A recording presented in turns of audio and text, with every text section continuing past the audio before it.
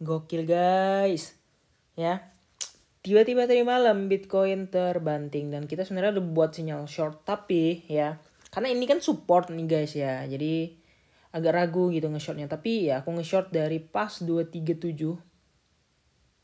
Nah, di sini pas banget 237, kemudian langsung TP di sini karena udah sampai target. Sebenarnya target aku kan 235 ya. 233 aku udah TP, ternyata masih turun dong sampai 228. Gila. Nah, kenapa aku bisa buat gambar garisnya pas di situ? Ya karena ini, ya udah aku bilang kemarin, EMA 200 ya. Sekali lagi EMA 200 dan ternyata bener-bener dikejar dalam satu candle doang.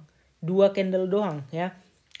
Ini agak-agak gimana gitu ya. Nah, jadi ya kalau kalian main EMA, aku sarankan pakai EMA 200 karena apa?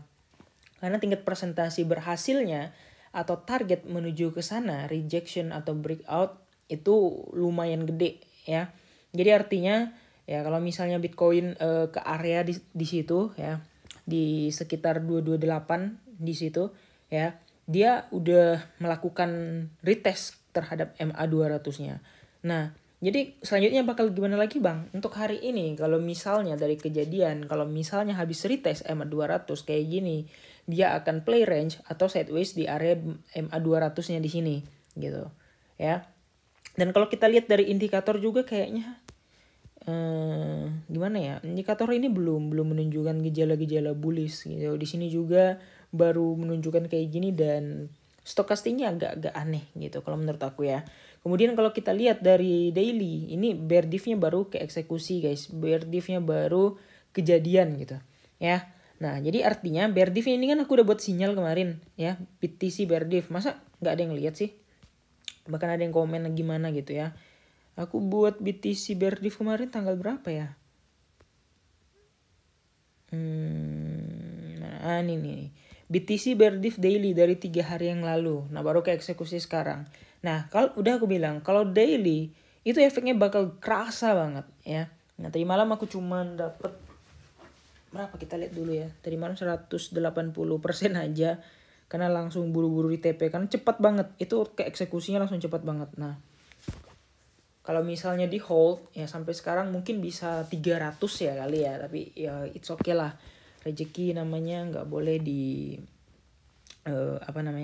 nggak boleh dibuang-buang dan harus tetap disyukuri seberapapun itu gitu.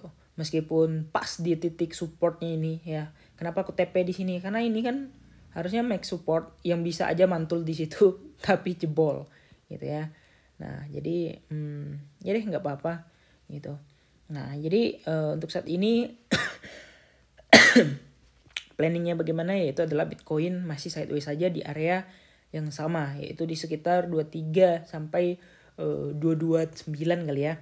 Nah, di sini baru kita melihat apakah konsolidasi ini berhasil gitu kan. Dalam artian konsolidasi ini MA 200 berhasil mempertahankan harga sehingga dia akan mengakibatkan bouncing ya. Ini plan 1 ya, bouncing atau mengalami rejection ya. MA 200 juga berhasil sehingga harga turun. Nah, jadi kita bersiap-siap kalau MA 200 turun ya. Kita akan menuju ke area sekitar 21 ribuan atau 20 ribuan di sini ya. Ketika MA 200 nggak berhasil mempertahankan. Wah, Bang, kok ganas benar? Soalnya daily-nya kalau kita lihat RSI masih di tengah gitu. Ya, masih 50. Jadi peluang untuk ke bawah itu masih kuat.